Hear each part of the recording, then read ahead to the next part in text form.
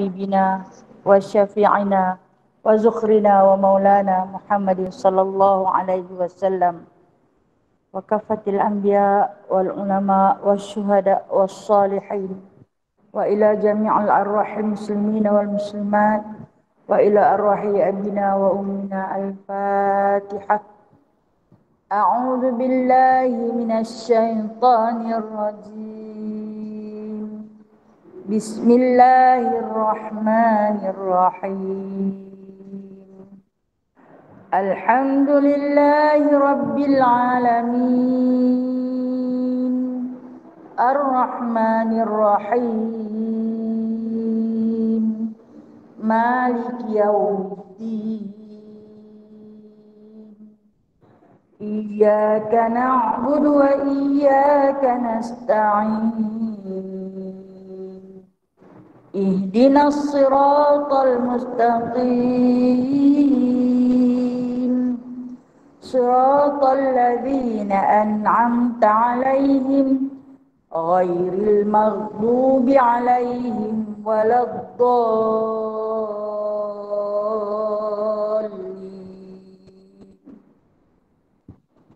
Amin.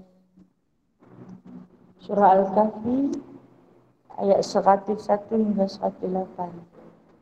A'udzu billahi minasy syaithanir rajim.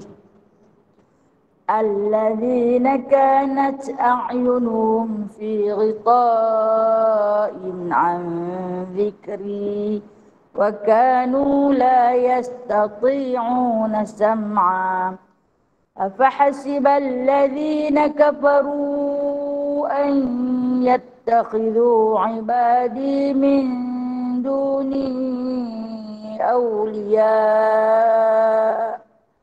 إنا أعتدنا جهنم للكافرين نزلا قل هل ننبئكم بالأخسرين أعمالا الذين ضل سعيهم في الحياة الدنيا وهم يحسبون أنهم يحسنون صنعا أولئك الذين كفروا بآيات ربهم ولقائه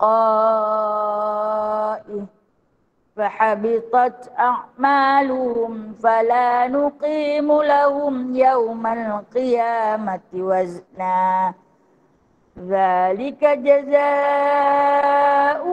جهنم بما كفروا واتخذوا آياتي ورسلي هزوا إن الذين آمنوا وعملوا الصالحات كانت لهم جنات الفردوس نزلا خالدين فيها لا يبغون عنها حولا قل لو كان البحر مدادا لكلمات ربي لنفد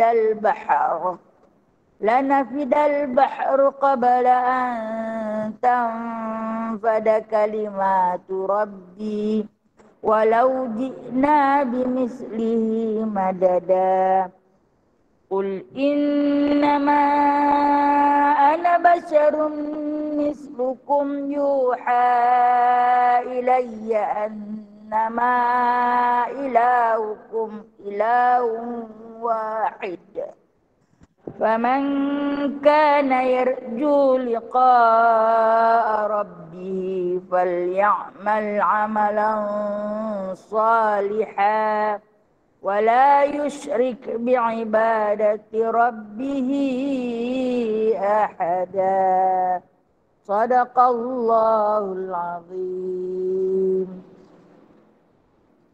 Selawat Anwarna. Allahumma salli wa sallim ala nuril anwar wa sirril asrar wa tiryaqil aghyar wa ومفتاح باب اليسار سيدنا ومولانا محمد المختار وآله الأطهار وأصحابه الأخيار عدد نعم الله وإفضاله اللهم صل وسلم على نور الأنوار وسر الأسرار وترياق الأغيار ومفتاح باب اليسار سيدنا ومولانا محمد المختار وآله الأطهار وأصحابه الأخيار عدد نعم الله وإفضاله اللهم صل وسلم على نور الأنوار وسر الأسرار وترياق الأغيار ومفتاح باب اليسار سيدنا ومولانا محمد المختار وآله الأطهار وأصحابه الأخيار عدد نعم الله وإفضاله بسم الله الرحمن الرحيم رب اشرح لي صدري ويسر لي أمري واحلل عقدة من لساني يفقهوا قولي اللهم صل على سيدنا محمد وعلى آل سيدنا محمد ربي يسر ولا تعسر ربي تمم بخير يا كريم سبحانك لا علم لنا إلا ما علمتنا إنك أنت العليم الحكيم إنك أنت السميع العليم إنك أنت التواب الرحيم أما بعد فيا عباد الله sahabat-sahabat ikhwah yang dirahmati Allah. Alhamdulillah, tak terhingga syukurnya, tak terhitung, tak terbilang di akal kita yang singkat dan pendek ini.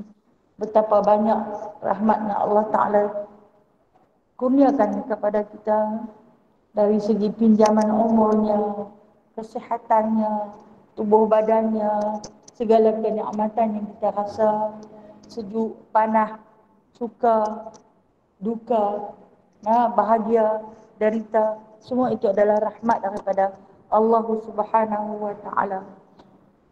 Sebenarnya sakit itu juga adalah satu rahmat.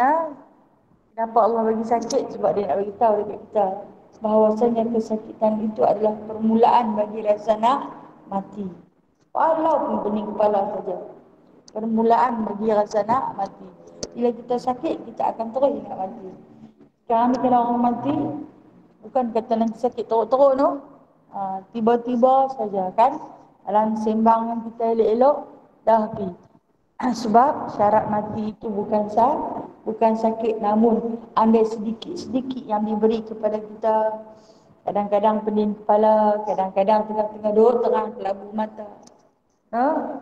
Kadang-kadang ada sedikit cubitan Allah pada mana-mana bahagian sendi.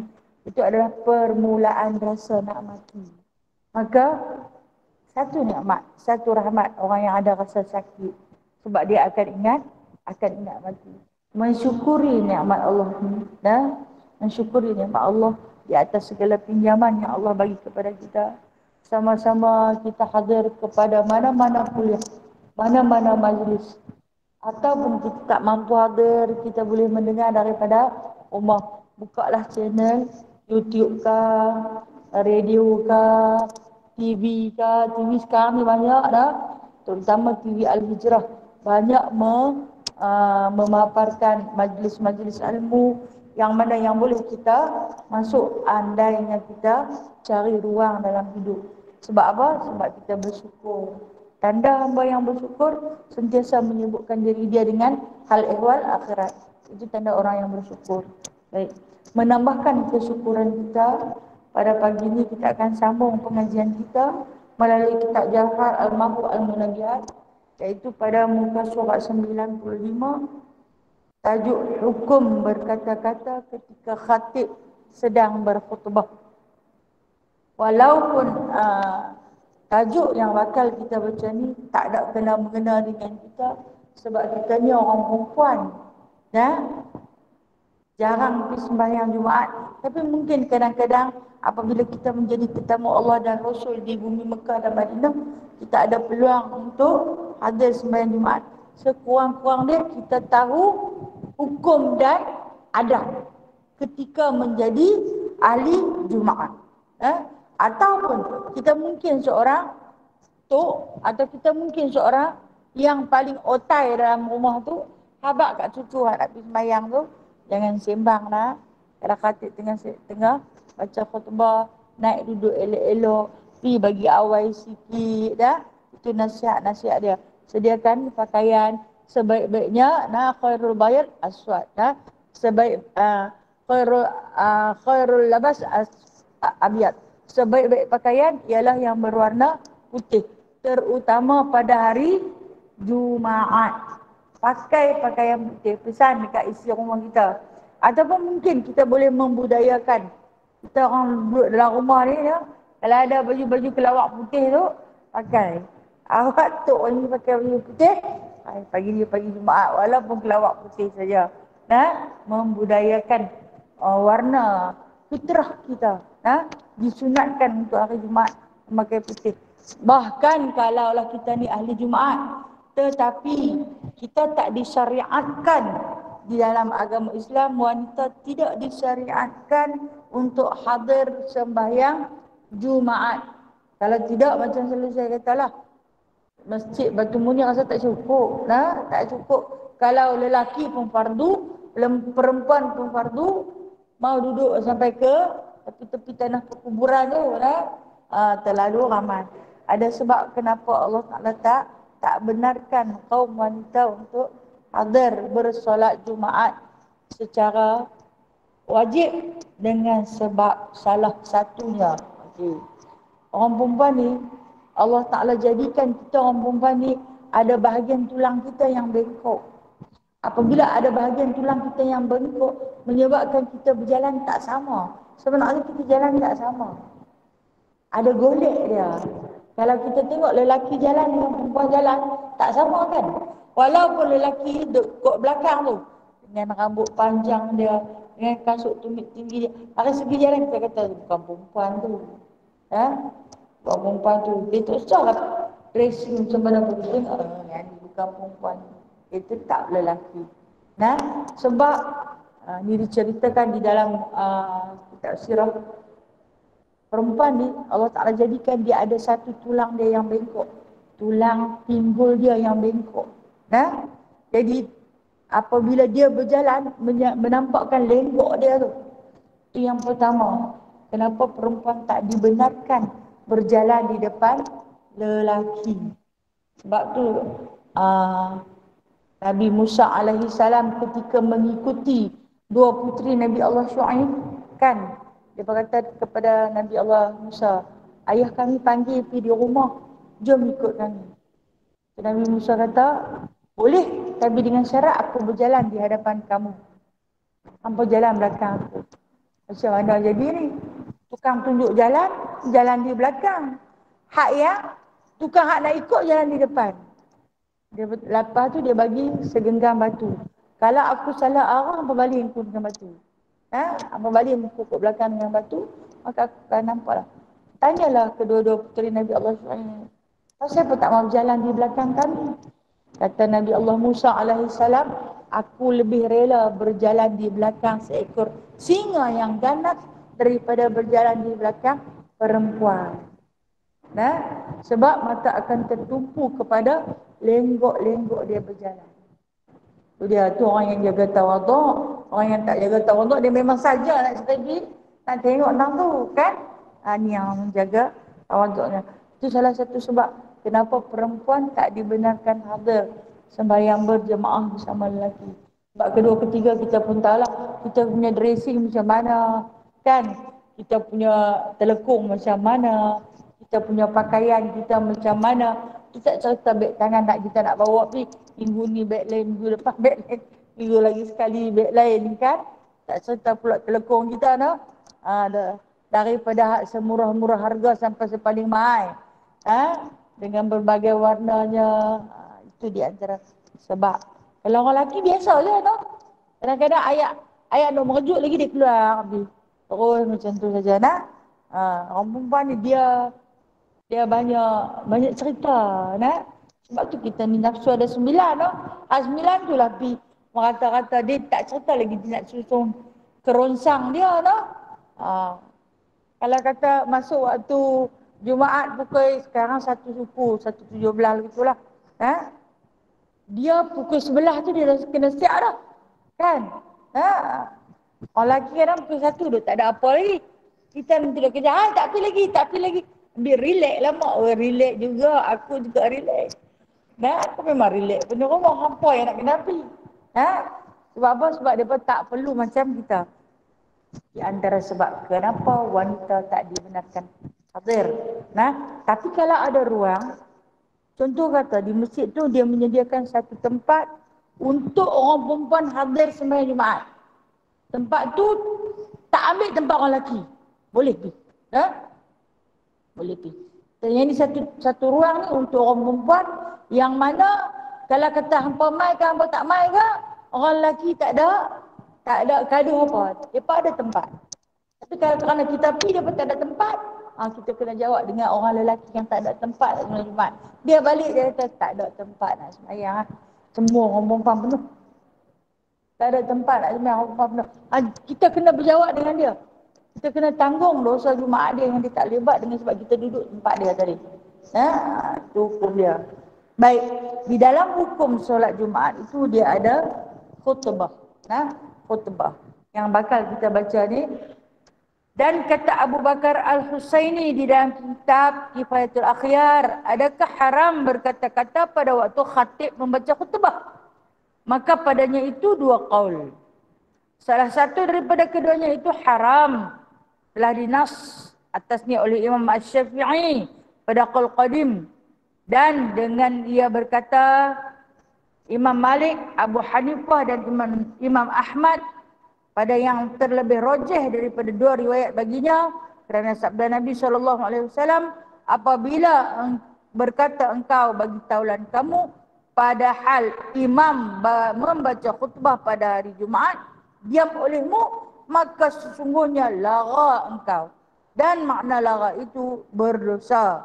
Okey, ini daripada kitab Kifayatul Akhyar karangan daripada Imam Abu Bakar Al-Husaini mengatakan haram berkata-kata ketika mana khatib sedang baca khutbah.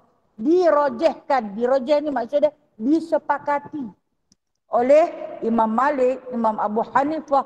Imam Abu Hanifah ni Imam Hanafi nah, Imam Ahmad ini Imam Hambali. Jadi keempat imam ini telah merojehkan, bersetuju dengan pendapat daripada kitab Kifayatul Akhyar ini mengatakan bercakap-cakap ketika mana khatib sedang membaca khutbah adalah haram.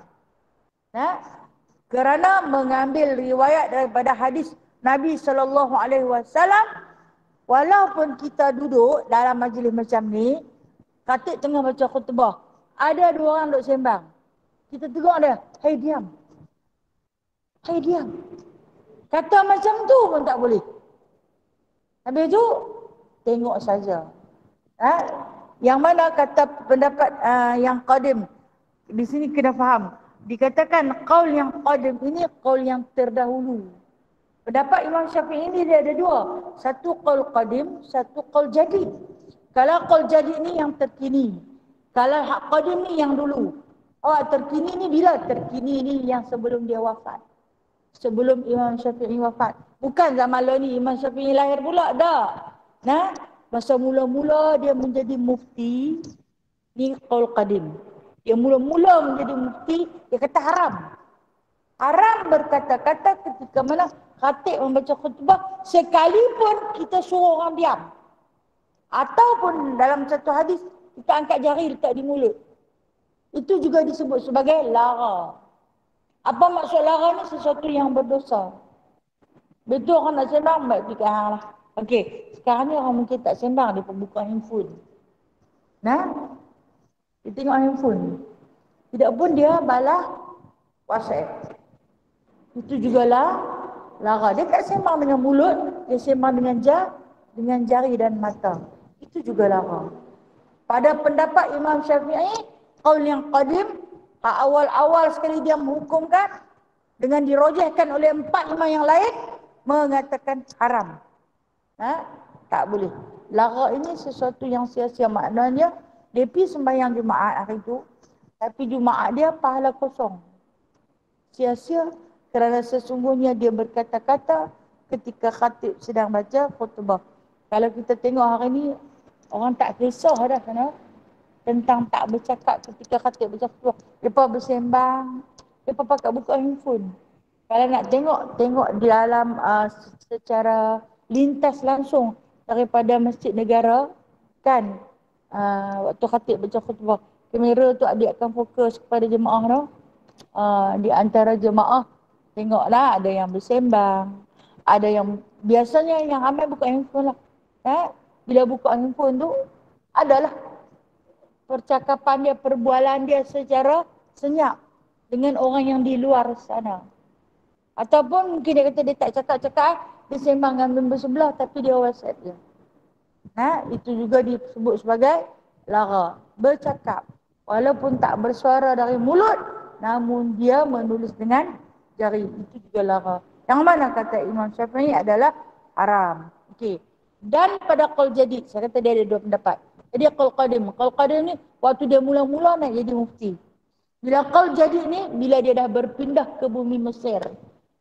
Imam Asy-Syafi'i, dia dilahirkan di Baghdad.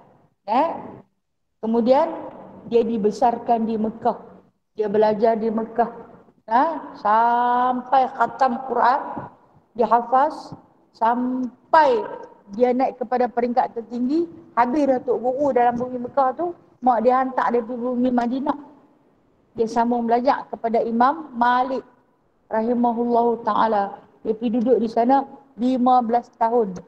Sampai selesai dah. Beberapa kali dia dilantik menjadi mufti. Lepas tu dia sambung lagi perjuangan dia di dalam agama Allah ini melalui tulisan dia. Dia yang kumpulkan hukum-hukum fiqh yang kita duk amal sekarang ni. Dia pergi ke bumi Mesir. Semua perjalanan dia adalah melalui perjalanan darat, menunggang unta dan juga kuda yang dihadiahkan oleh Imam Malik, Tok Guru dia. Dia pergi daripada bumi Madinah nak ke Mesir tu memang makan masa berbulan. Bila dia sampai di bumi Madinah, dia dilantik lagi menjadi tokoh agama. Kalau kita kata mufti lah, mufti di bumi Mesir. Maka ketika mana dia menjadi mufti di negeri Mesir, dia keluarkan kenyataan ataupun pendapat-pendapat yang terkini. Maka jadilah di sini qaul jadid. Boleh buat catatan kat situ, qaul qadim ini pendapat terdahulu. Waktu dia mula-mula jadi mufti di bumi Madinah. Qaul jadid ni bila dia dah mai ke bumi Mesir. Dia hampir-hampir wafat. Kenapa Imam Asy-Syafi'i wafat dia, sebab dia adalah dia sakit bosen, sakit bosen yang amat teruk, sehingga kan di antara hari-hari terakhir yang dia sakit tu, dia pergi mengajak juga.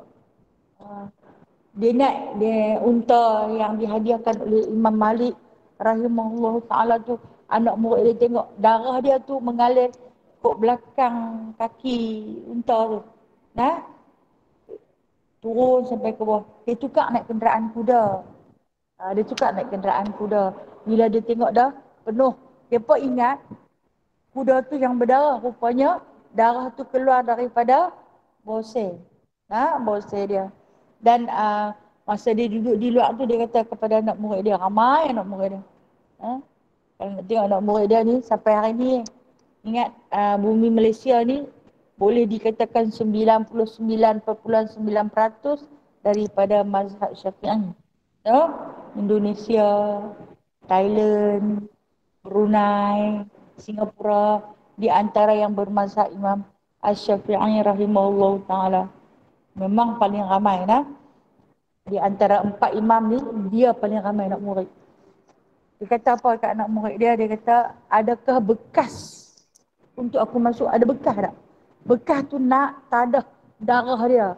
Waktu ni mungkin tak ada pad lagi, memang tak ada lah kan.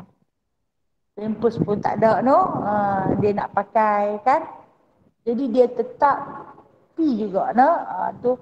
Dan dikatakan anak murid dia tak ada bijana. Bijana ni bekas mangkuk. Kita kata besen lah. Mungkinlah letak macam tandas duduk tu kan.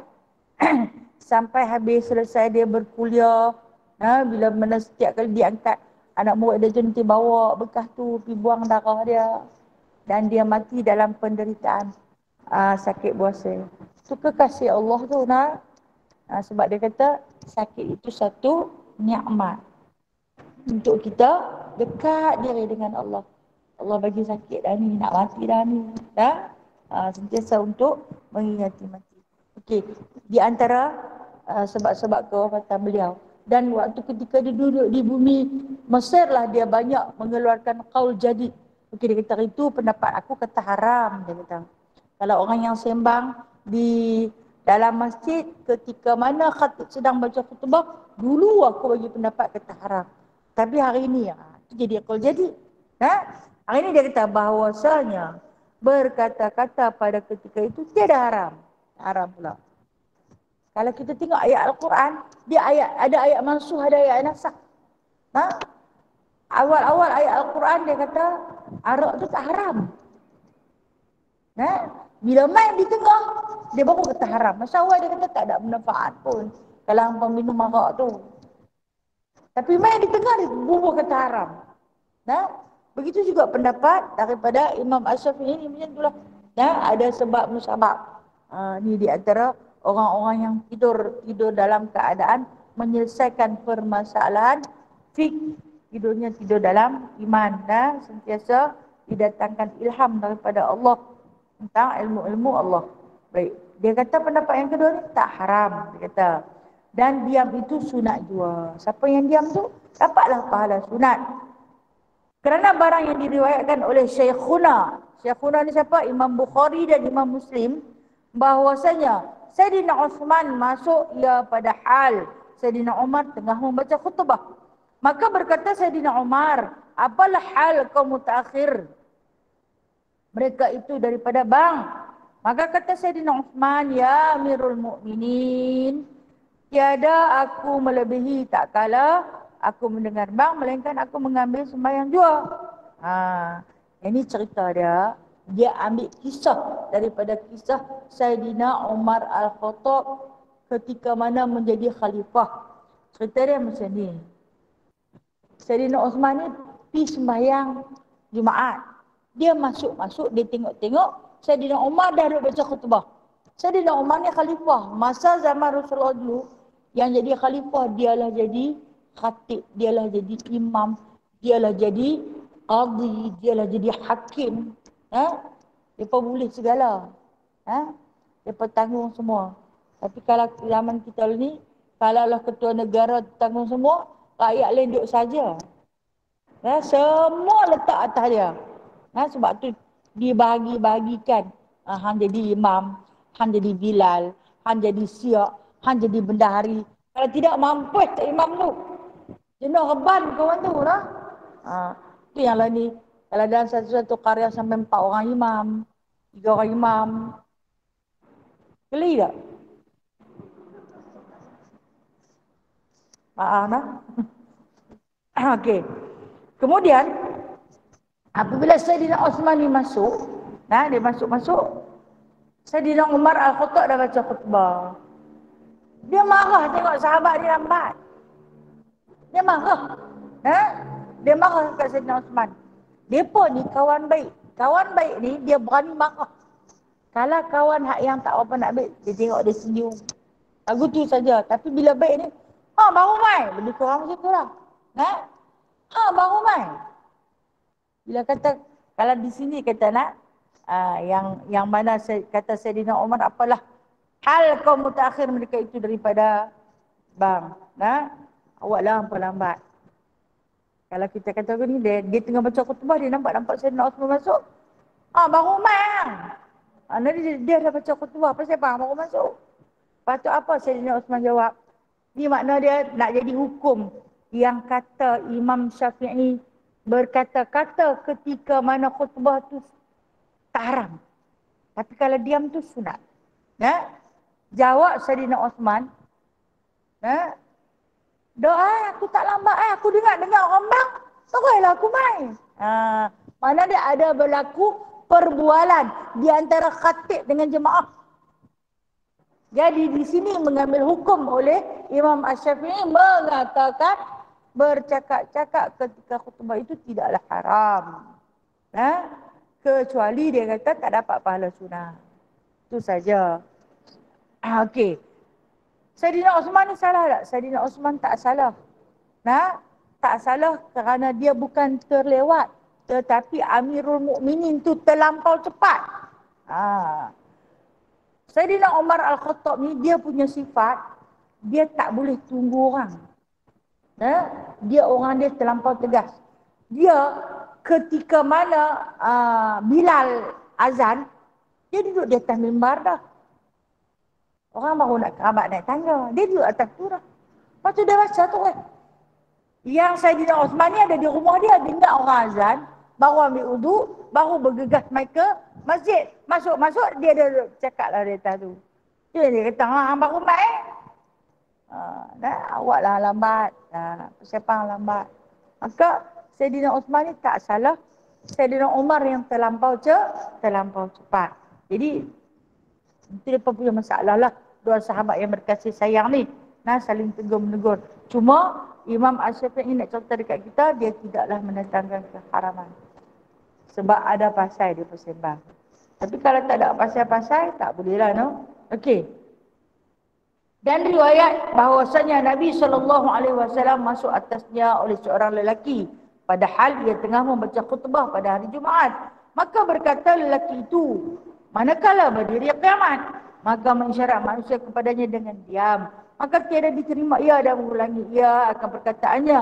Maka sabda Rasulullah SAW baginya, kemudian daripada kali yang ketiga, ke sini engkau, apa yang engkau sediakan bagi hari kiamat itu? Maka kata lelaki itu, ku kasih akan Allah dan Rasulnya. Maka sabdanya, engkau serta orang yang engkau kasih. Hadis daripada riwayat Imam Baihaqi dengan sanad yang sahih. Ini hadis sahih.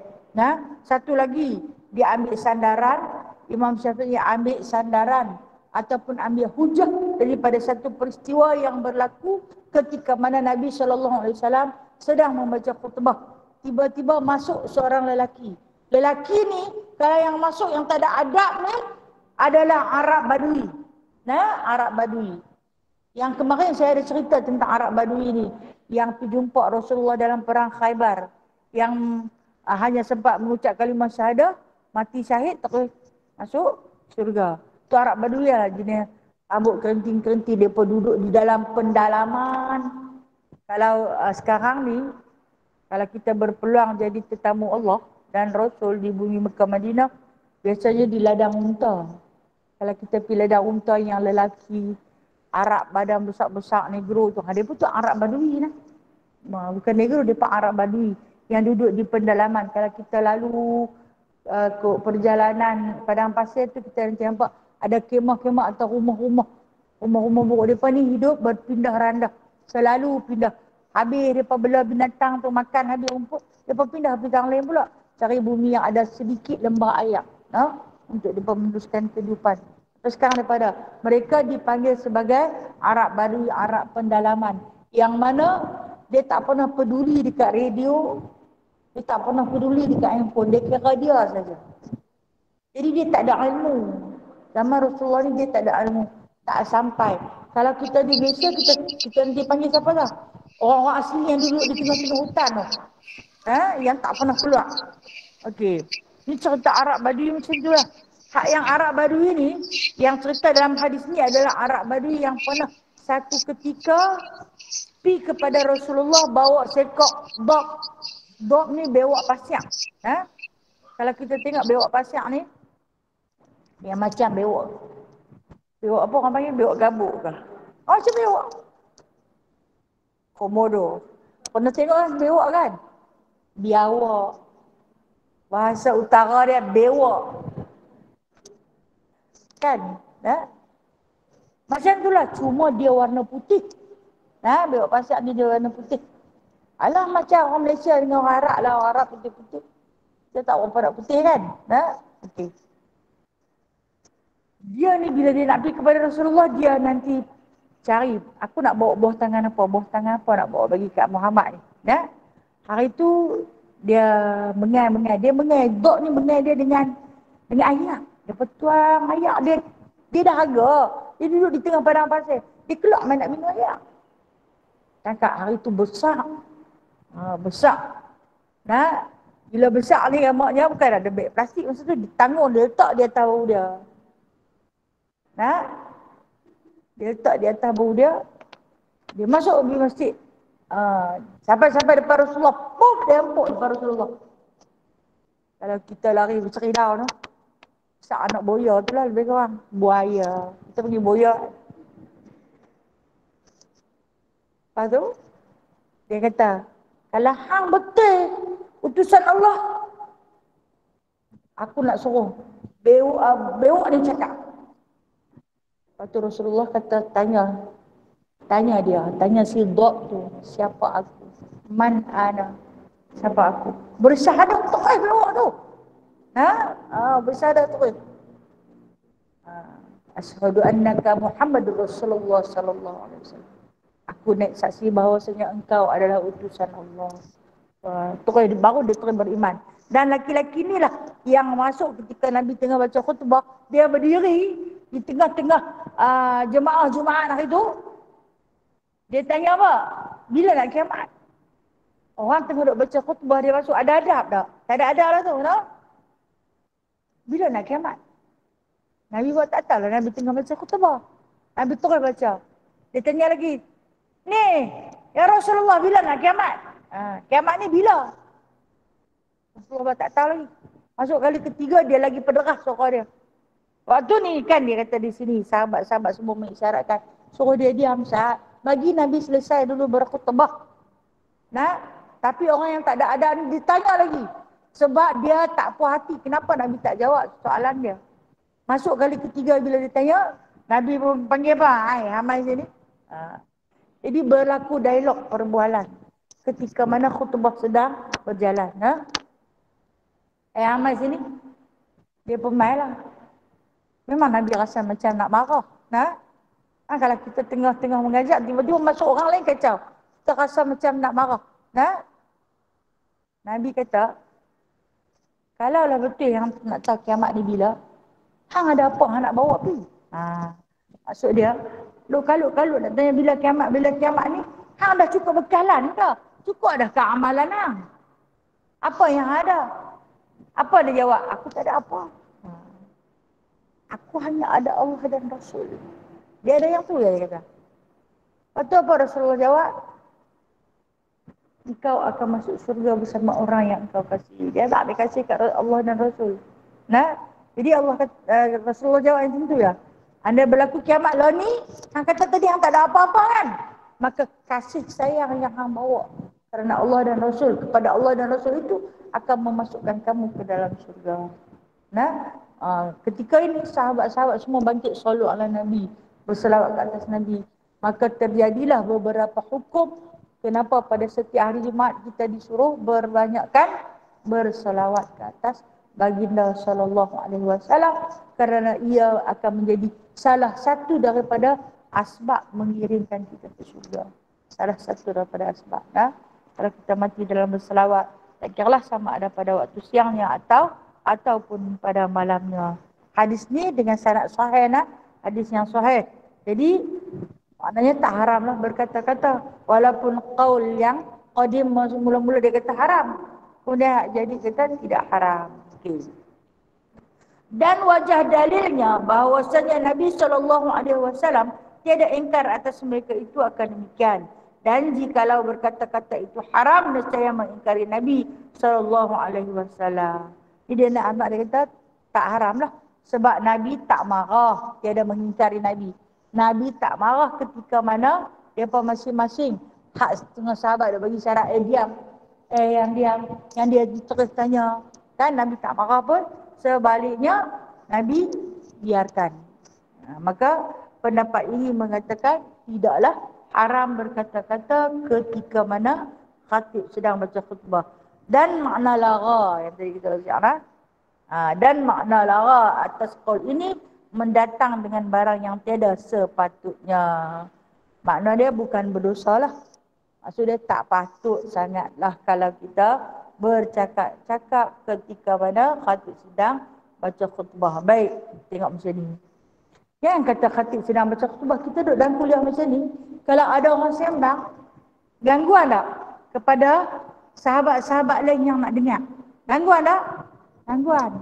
Orang pemenyampah mereka tu tak ada lain lah punya menyembang. Kita sampai tak boleh nak dengar apa.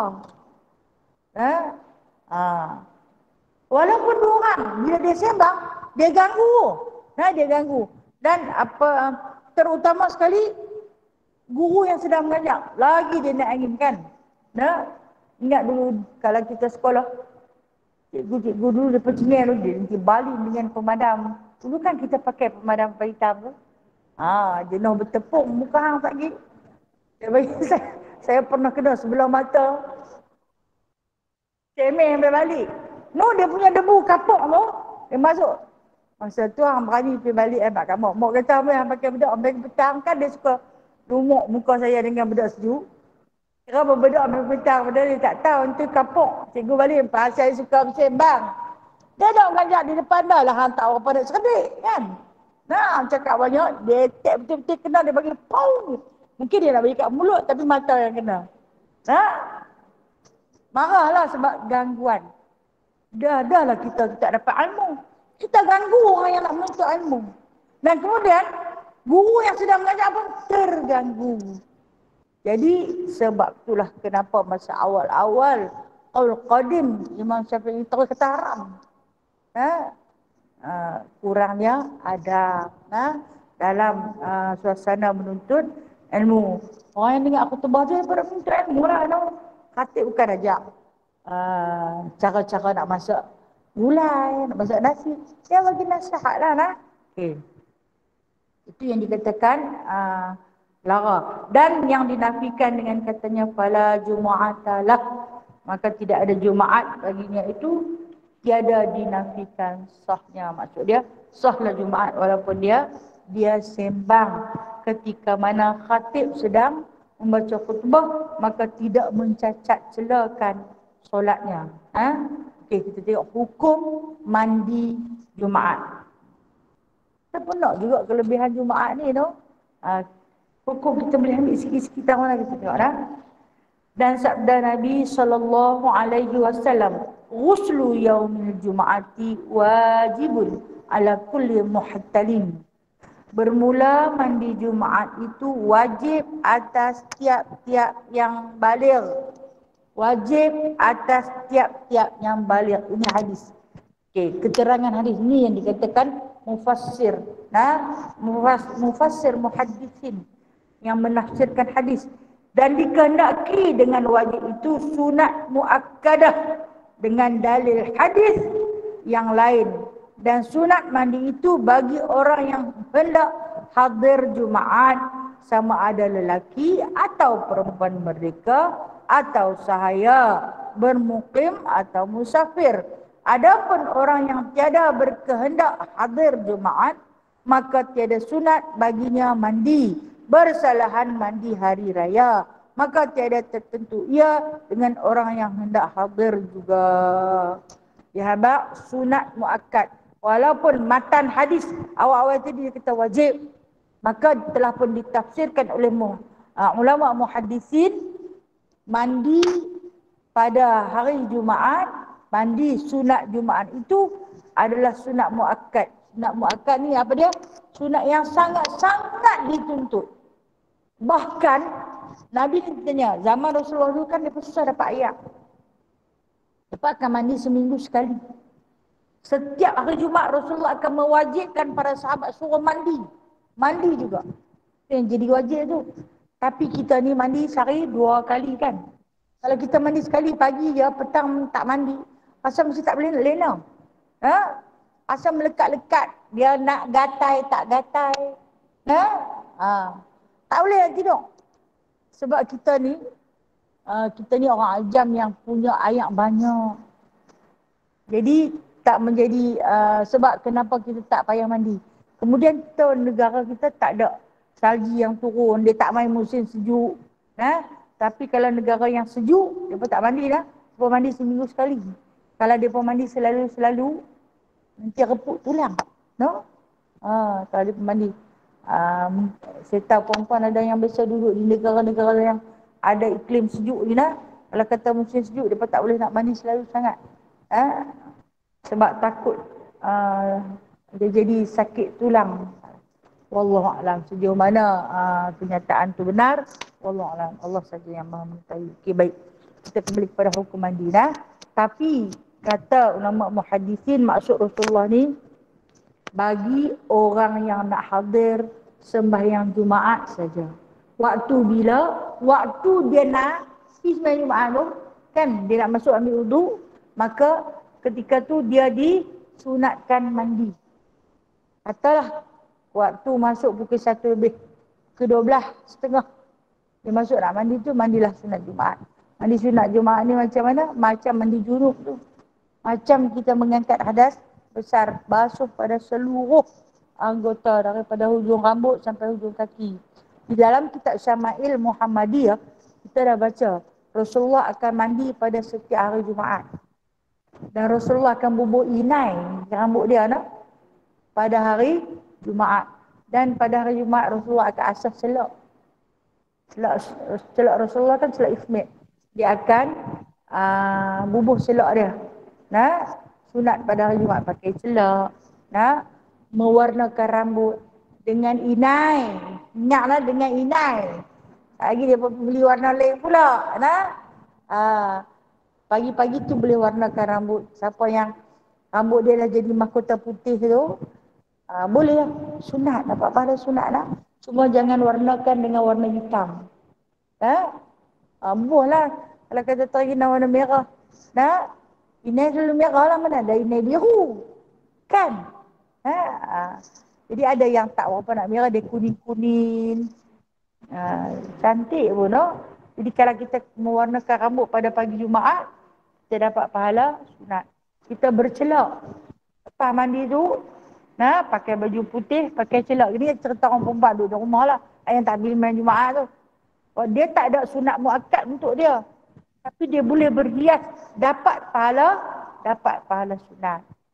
Untuk laki-laki, kita beritahulah. Kalau kata tengok abang haji kita rambut dah putih, tanya dia, ni inai Mekah yang kita beli. Inai timbang tu. Bukan inai tiuk tu. Inai tiuk tu dia dah campur dengan pewarna tau. Inai timbang tu. Lumuk di atas kepala. Suruhlah dia lumuk. Bubuh janggut je. Janggut merah, segak apa tu. Dia bubuh di atas kepala. Kita rambut pun tak ada, tinggal kulit kepala yang merelik pun. Takkan nak tempel atas kulit kepala tu lah. Itu di antara perkara-perkara yang sunat untuk ditunaikan. Bubuhlah celak. Pakailah wangi-wangian. Ni di antara sunat muakkad yang sangat-sangat dituntut. Bawalah sugi. bersugilah. Barang siapa yang bersugi, orang yang sembahyang dalam keadaan dia bersugi, pahala dia 70 kali ganda lagi baik daripada orang sembahyang dalam keadaan tak bersugi. Ya? Awak sugi tu tanyalah. Kok pula nak dapat lebih. Dan sunat berpagi-pagi pergi kepada Jumaat dia. Okey, saya tinggal. Untuk orang nak pergi Jumaat saja yang mandi tu. Tapi bersalahan orang yang mandi sunat hari raya. Sunat pagi raya no. Walaupun kita tak pergi sembahyang Jumaat, sembahyang raya. Sunat kita mandi. Makna dia orang perempuan pun juga sunat. Kanak-kanak pun juga sunat. Kalau dia tak reti, kita jurus dia mandi hari tu. Kita jurus dia mandi hari tu. Niat sunat Idul Fitri. Atau sunat Idul Adha. Macam baru ni dia panggil apa? Raya Huru Hara. Dipanggil sebagai Raya Huru Hara. Maksudnya kita yang orang-orang lama ni, kita dah biasa dah dengan suasana tu kan. Kita dah biasa dengan suasana yang tunggu depan TV, tunggu depan radio pengumuman esok raya ke tidak. Betul tak? Cuma mutaakhirin ni lah, dia tulis di kalender macam secara tepat. Kita dah boleh agak dah. Tak payah beli ayam lagi, tak payah beli ketupat lagi, esok tak raya. Tapi baru ni punya telahan kita meleset belaka. Banyak yang jadi huru hara, ada yang tak ada ayam. Walhal, ingat kalau kata zaman kita dulu kita kalau nak raya, cara nak berhias kita dengan pakai inai lah no. Inai dulu bukan macam inai lain ni ada tiup, ada hak inai celuk, tak ada. Dulu kena giling kan. Kata-kata esok nak raya, aku susah hati dah nak pakai inai. Tunggu, bukan ada blender. Mak tu nak giling. Mak saya dulu, dia buat rendang, dia nanti giling cabai tu. Yang kita ni duk raya nak pakai inai. Dia duk kalut nak buat rendang dah. Kisah dia giling cabai dia habis, lepas dia giling inai. Tak lagi pakai hangat jari-jari ni. Padahal muka hang kan aku duk kalut nak masak. Dah masak dapur kayu no. Tak ada orang gaduh nak huru-hara pun. Tidak. Sebab kita menerima suasana tu, kita dah faham dah. Cuma baru-baru ni lah. Sebab kita terlalu asyik dengan kesenangan. Mutaakhir ni, apabila diuji dengan sedikit kesusahan, pakak-pakak merungut. Dulu kita tak merungut pun dah. Kata manusia ni bila dah bagi senang, dia nak senang lagi. Walhal kita dah pernah lalui kesusahan dan kepayahan tu, kita tak bersyukur di atas kesenangan. Hari ni lupa sebenarnya. Lupa nak mensyukuri nikmat senang sebab dah rasa senang dah. Padahal dulu punya susah. Punya payah dengan blendernya tak ada. Dengan dapur kayu dia. Dengan asap berkelun tu. Kan? Tapi kita rasa, Masya Allah boleh melalui suasana sebab kita dah duduk dan susah. Tapi bila masih senang, lupa nak mensyukuri dengan nikmat kesenangan. Okey. Kalau kata nak mandi Aidil Fitri, sunat tak kira budak ke, tua ke. Sunat. Tangkap budak-budak tu jurus dia. Sambil kita tolong niat bagi pihak dia. Itu dipanggil mandi sunat muakkad. Sangat-sangat dituntut. Sama ada nak pergi sembahyang ke ataupun tak pergi sembahyang. 2 tahun kita dikurung tak boleh beraya. Tak boleh pergi sembahyang raya pun. Tapi sunat nak mandi? Sunat. Walaupun tak pergi sembahyang raya. Macam baru ni saya nak pergi sembahyang raya. Saya dah siap dah. Kata bunyi telefon, nak telefon. Mak tak samai. Pasal apa pula 2 tahun dah aku tak pergi sembahyang raya. Mak tak samai. Ramai ni sampai atas jalan. Mak pergi duduk sembahyang dengan bangla. Tak maulah. Kan? Tak samai dia kata. Hati ni punya sakit lah dekat dia. Pasal dia tak bagi pi. Lepas tu bila dia balik main ke rumah. Tengok orang semua pi. Tak bagi aku pi. Mak kau nak pergi tunggu depan tu. Rupanya dia marah dah. Dia marah. Akur sajalah dah. Sebab dia pun nak menjaga hukum. Baik. Nama merepek kelin lah ni no. Dan sunat berpagi-pagi pergi kepada Jumaat di awal. Maksud berpagi-pagi di sini Tak lagi balik pergi hebat. Subuh-subuh pergi jangan balik dah sampai Jumaat. Tak. Berpagi-pagi. Kena faham ni bahasa tua. Pergi awal. Awal sikit. Pergi Jumaat tu bagi awal sikit. Yang lain daripada imam. Selain daripada imam, yang ini maksud dia jemaah lain. Makmum lain. Pergilah bagi awal sikit. Kerana khabar as-syaikhan. Maksud dia hadis yang diriwayat daripada syaikhan. Ni, siapa dia? Bukhari dan Muslim. Barang siapa mandi hari Jumaat seperti mandi janabah, kemudian pergi ia kepada Jumaat pada saat yang pertama, seolah-olah seperti ia mendapatkan diri dengan satu unta. Dan barang siapa pergi pada saat yang kedua, maka seolah-olah seperti ia mendapat dengan satu lembu. Dan barang siapa yang pergi pada saat ketiga, maka seolah-olah seperti ia mendapat dengan satu kibas yang bertanduk. Dan barang siapa yang pergi pada saat yang keempat, maka seolah-olah ia seperti mendapat diri dengan seekor ayam. Dan barang siapa pergi pada saat yang kelima, maka seolah-olah ia seperti memberi hadiah seekor burung ciak. Dan barang siapa yang pergi pada saat yang keenam, maka seolah-olah seperti ia memberi hadiah satu biji telur. Padam korang sampai dapat sebiji telur. Okey, dia nak abang pi awal. Siapa yang awal-awal sekali dapat pi? Orang pertama, masa yang pertama, dia dapat sekok unta. Mahal pahala dia. Dapat hadiah daripada Allah. Sekok unta. Hak lambat sikit. Orang kedua. Atau masa kedua. Dapat lembu. Dapat lembu. Lambat sikit lagi. Masa yang ketiga. Dapat kibas. Kambing. Yang ada tanduk. Maksud dia cukup matang dah lah. Kalau kata nak sembelih buat korban tu boleh dah. Kemudian lambat sikit lagi dapat ayam. Lambat sikit lagi dapat telur ayam. Lambat daripada tu dapat tek ayam. Pasal apa? Khatib dah mai, tok imam dah masuk. Tetapi dia kat sini, kalau imam ni disunatkan keluar lambat. Kalau dia jadi imam itu, dia disunatkan pergi lambat. Balik pergi abad kat tok imam. Kalau jadi imam Jumaat, pergi lambat sunat. Jemaah yang kena pergi awal. Ni jemaah tunggu tok imam tak mai lagi, depa pun buat tak tahu je. Depa pun duduk di bawah, duduk tak mana-mana. Pasal apa? Tok imam tak pilih. Mau tak mau tok imam tu kena berdarah dulu. Selagi dia kata tak ada Jumaat, tok imam tak sampai lagi. Padahal imam Jumaat sunat masuk lambat. Dia masuk lambat tu dapat unta. Kami awal tak dapat apa kan. Kita last sekali sampai tinggal besar burung ciak. Burung ciak tu besar mana? Hak ciak rumah hak yang duduk terbang halus. Burung apa orang panggil burung cek-cek. Arab panggil ciak uspur. Uspur Arab panggil. Paling halus. Lepas pada tu bagilah sebiji telur. Biji telur bahan tak mau juga. Dia lagi tok imam tak masuk, dia tak masuk. Dia nampak tok imam masuk, orang dia masuk. Dapatlah tik ayam. Okey, itulah di antara sunat-sunat yang mana jemaah kena awal, imam kena lambat. Mutaakhir. Mutaakhir ni maksud lewatkan sedikit daripada kehadiran para jemaah.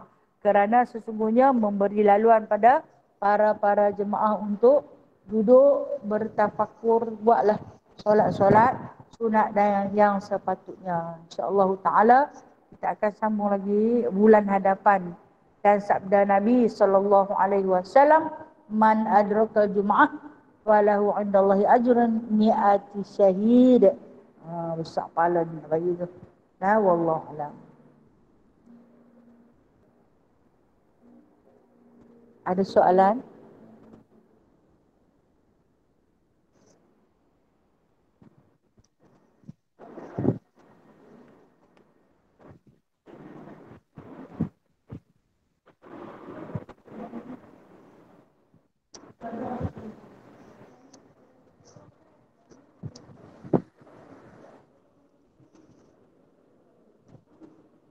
Okey.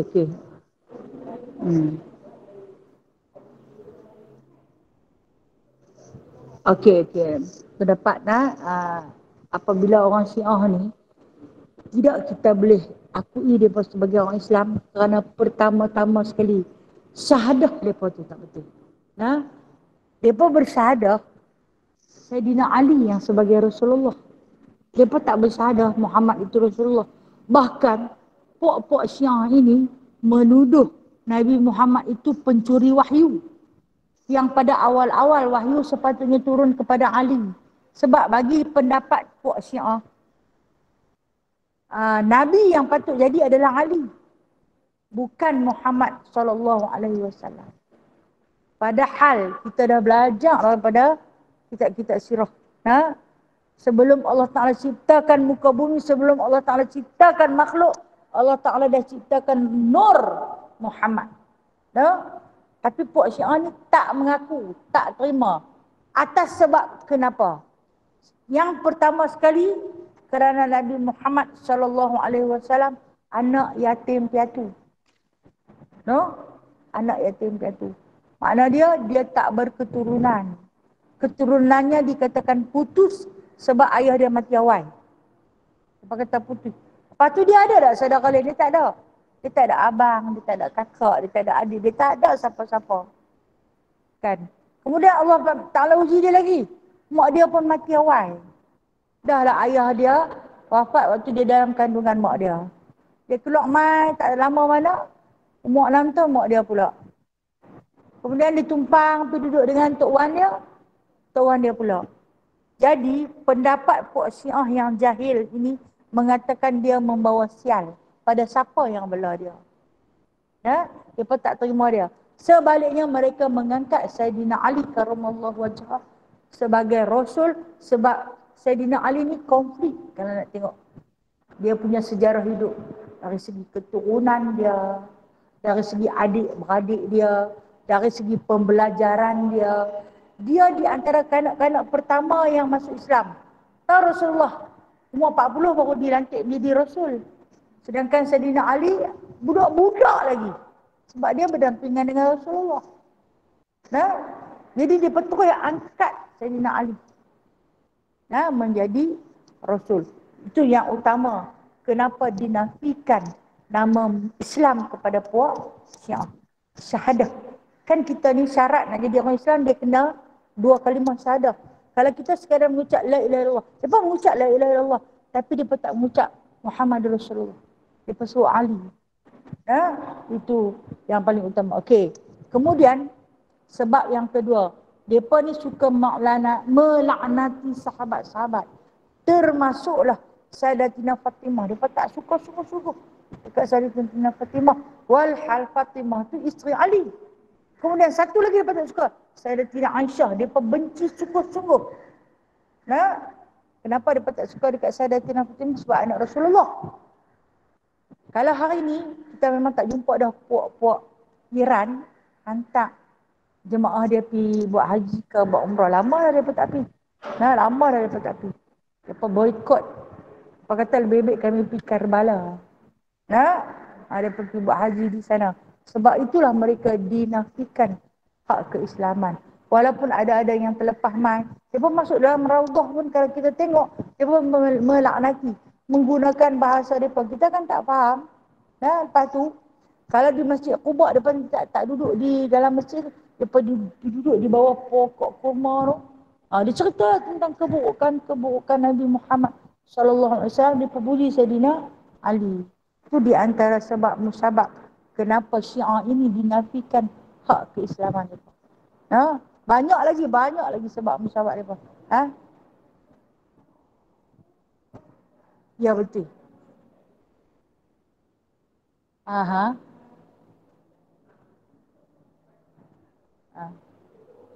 Mereka tak semayang kan?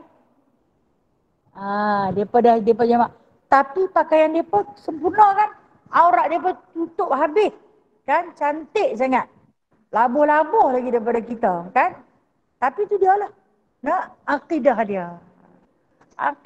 Rosak habis. Rosak binasa. Memang mereka suka jamak. Jamak solat. Dari kadang-kadang daripada subuh sampai isya dia boleh sekali. Sedangkan kita dah belajar. Imam Syafi'i ajak kita buat jamak. Kan? Boleh cakap 2 waktu je. Kalau tidak melampau kot nampak nak rehat lama. Kemudian bila himpun sembahyang terlampau banyak dalam satu masa, takkan sempurna dia nak buat laju. Kalau kita tengok dia sembahyang punya laju lah, tak tahu apa yang dia baca. No? Walaupun mereka masih menuhankan Allah, tetapi mereka tidak menerima Rasulullah, tak beriman juga. Maka dinafikan hak keislaman. Syiah ni banyak dah masuk dalam Malaysia tau nak. Banyak dah masuk dalam Malaysia. Jangan terpedaya dengan serban mereka, jubah mereka, tudung labuh mereka, no? Tapi akidah dia tak betul lah. Pandai-pandai pilih sahabat. Kalau tengok pelik, kalau dia cakap pelik tu, dia carilah rujukan yang lebih baik. Nah? Fas'alu ahla zikri, in kuntum la ta'lamun. Tanyalah orang yang tahu, kalau kita tak tahu apa-apa. Allah Allah.